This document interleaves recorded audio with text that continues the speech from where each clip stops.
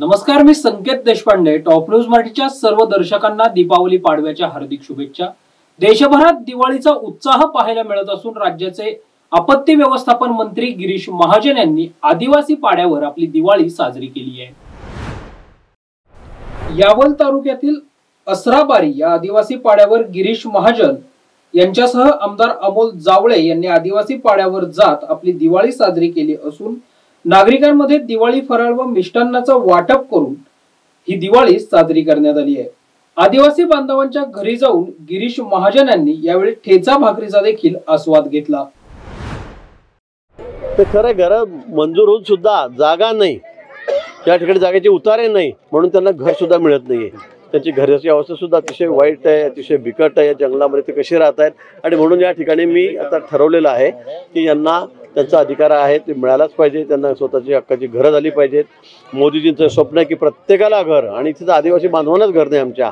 मला वाटतं ही गोष्ट की आम्हाला भूषणावं नाही, आणि म्हणून इथले आमदार आहेत आमचे अमोल भाऊ जावळे आणि आम्ही या ठिकाणी ठरवलं आहे, आमच्या पदाधिकाऱ्यांनी ठरवलं आहे की या लोकांचे सगळे प्रश्न आम्ही 4-6 महिन्यामध्ये पूर्ण मार्गी लावू. आज असराबारी गाव यावल तालुक्यातलं आहे. आदिवासी पाडा छोटं 100 घरांचं वस्तीचं एक गाव या ठिकाणी आहे.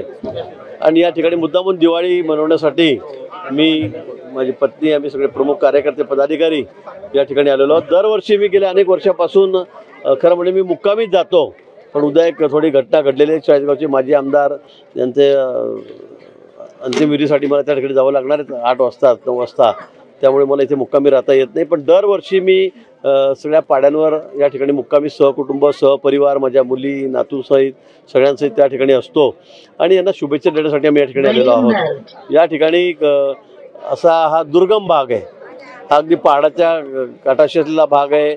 या ठिकाणी लोकांना खरं म्हणजे अतिशय गरीब परिस्थितीमध्ये असलेले लोक आहेत.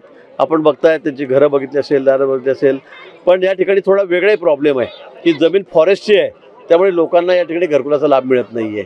इथे महसुली दर्जा या ठिकाणी नाही आहे, महसुलीची जमीन या ठिकाणी नाही, त्यामुळे त्यांना रहिवासाचा दाखला देता येत नाही. त्यामुळे जातीचे दाखले त्यांना मिळत नाही, व्हॅलिडिटी होत नाही आहे, आणि म्हणून अशा अडचणी त्यांच्या या ठिकाणी आहेत. इथे आल्यावर मला या ठिकाणी कळलेल्या आहेत. आमचे आमदार अमोल भाऊ जावळे या ठिकाणी आहेत, आणि मी आता हे गाव दत्तक घेतलेलं आहे. हे दोन्ही गावं हे मी दत्तक घेतलेले आहेत. येत्या 6 महिन्यामध्ये 4 महिन्यामध्ये त्यांना जातीचे दाखले देणे असतील, त्यांच्या गावात महसुली दर्जा असेल, त्या गावांना त्याचे जे प्लॉट द्यायचे असतील वाटप करून फॉरेस्टकडून जमीन घेऊन, ते आम्ही या ठिकाणी करणार आहोत. पाण्याची व्यवस्था करणार आहोत, लाईटांची व्यवस्था करणार आहोत, आणि या भागामध्ये या लोकांना सामान्य लोकांप्रमाणे जीवनमान कसं जगता येईल यासाठी माझा प्रयत्न या ठिकाणी राहणार आहे. त्यासाठी हे गाव मी दत्तकच घेतलेले आहेत. पुढच्या आठवड्यामध्ये सगळे अधिकारी, गरज पडल्यास मी सुद्धा जिल्हाधिकाऱ्यांसोबत या ठिकाणी येईल आणि याच्या सगळ्या व्यवस्था आम्ही लावून देऊ. पण आज मला आनंद होतोय की सगळ्या आमच्या आदिवासी बांधवांसोबत दिवाळी, त्यांना फराळची व्यवस्था मी या ठिकाणी केलेली आहे. त्यांना गोडधोड या ठिकाणी आणलेलं आहे, फरसाण या ठिकाणी आणलेलं आहे.